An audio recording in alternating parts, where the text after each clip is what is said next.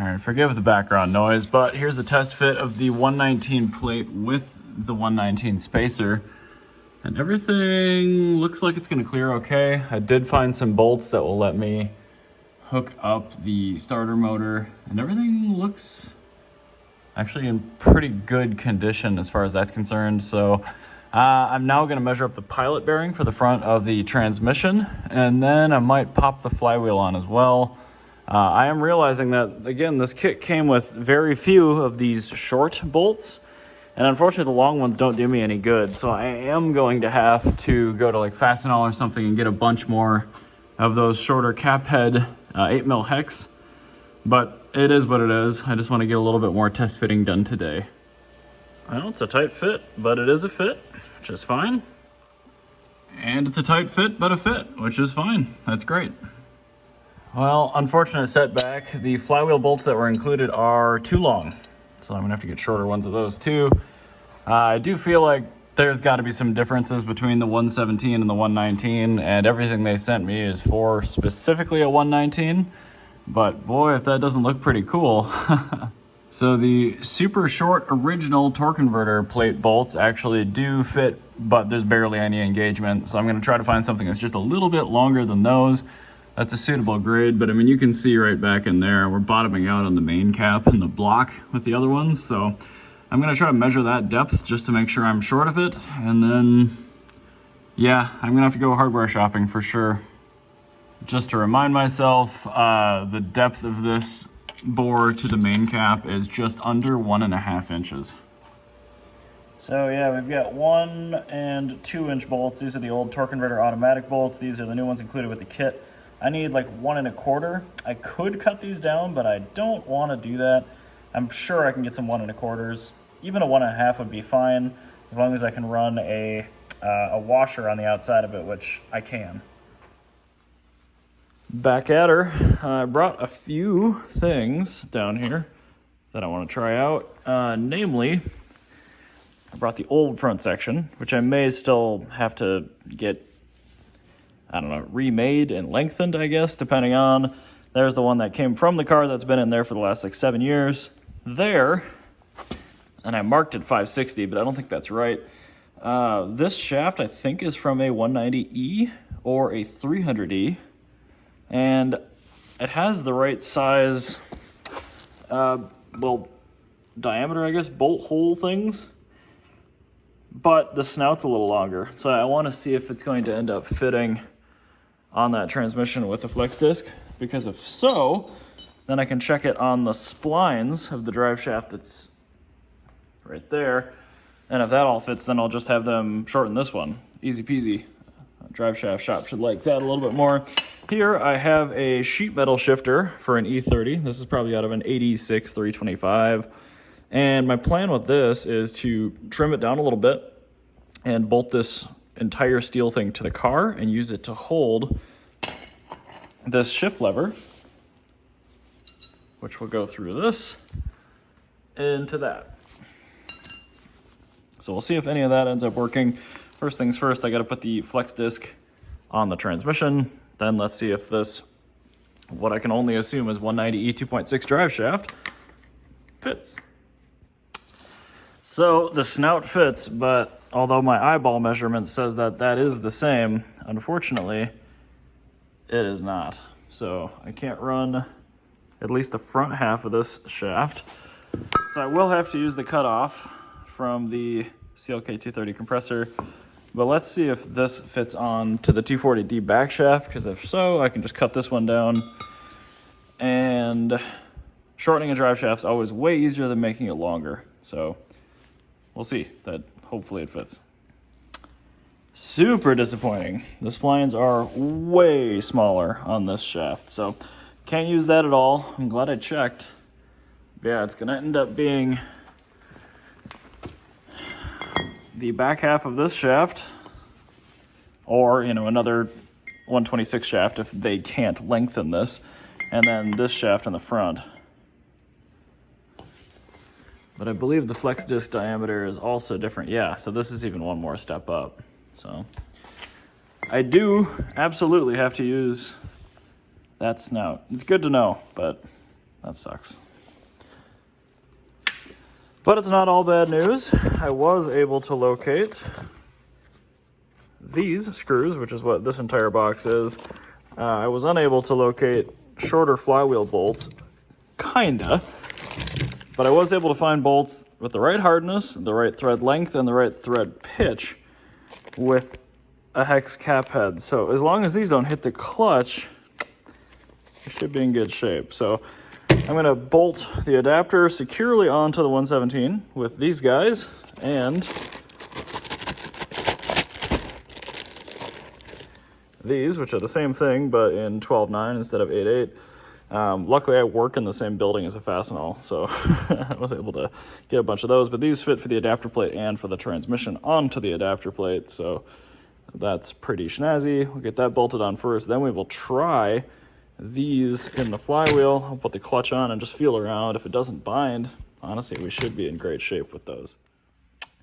So the bolts fit great, but they do stand a little bit too proud, and they are scraping on the spring packs in this clutch. So I'm gonna have to grind down the faces of those a little bit, which I'm not super thrilled about, but it's a barely. I mean, it's close.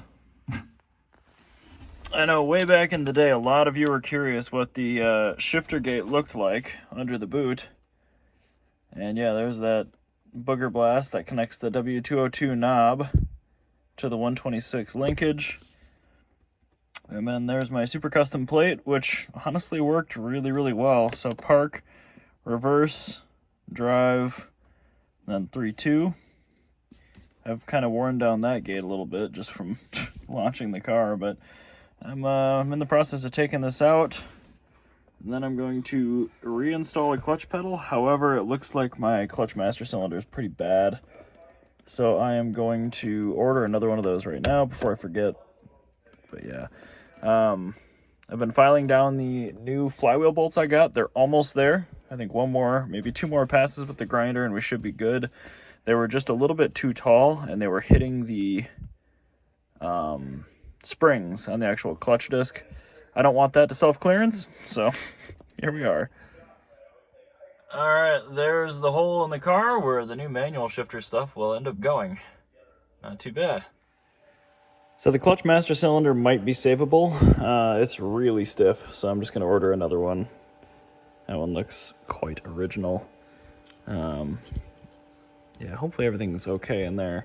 I'll probably end up just transplanting this entire clutch pedal onto the pedal box that's in the car. The spring is going to be the only real sketchy part. This is the insides of the BMW sheet metal shifter thing. So just a what do you call it? A circlip? Snap ring, that's the one. A little retainer, a spring to keep pressure on, and then there's two like Delrin bushings on either side of the ball that sandwich it. Here's the old W126 shifter assembly. I did take the 202 knob off of it. There is another view of that gator, and I know it looks ghetto, but like how much time I put into this. Oh, jeez. I remember how many hours I spent getting this car running. Here is the BMW part, all kind of cleaned up. I'm planning to basically just cut a couple inches around and get rid of even the little step down on either side, and then drill it and screw it into the, probably bolt it into the car, kind of like the old Gator. Not intending to use either of those bits. They're in pretty bad shape anyway. But anyway, I'm going to fasten that in an ideal world to the opening of the car. I'm going to see if I can get those nutserts out of the actual chassis. They're kind of in the way, so hopefully I can get rid of those. The flywheel bolts, we are really close. I think it's going to take probably 2 more passes on those before they don't hit the clutch disc springs. I really don't want those to hit at all. I can't find an M12 by 1.5 by 30 hex head anywhere, so I have to get them with the Allen head. And yeah, they're just a little bit too chunky. So you can see the unmodified one on the right there and the modified one on the left. So I've taken a decent amount off the top, but I got to keep going. So I'm probably gonna end up grinding it down all the way to where the knurling starts on the side there. But I'd rather grind a little bit too much. I'm not weakening these meaningfully at all. These are very, very strong bolts, and I'm not getting them that hot. So we will see. But yeah, like I said, we got a little ways to go on those. However, once that's done, I should be able to get the transmission like on there, get the clutch on. I don't have an alignment tool, annoyingly. I may have one that fits in that pilot bearing. Maybe I can wrap it with electrical tape just to get it kind of centered. I really don't know why, since it came with a brand new clutch kit, why it didn't come with an alignment tool. Or maybe it did and I lost it. That's entirely possible. But yeah, it's, as far as I understand, this is effectively a diesel C-Class clutch. And yeah, I guess I should try all my alignment tools in here.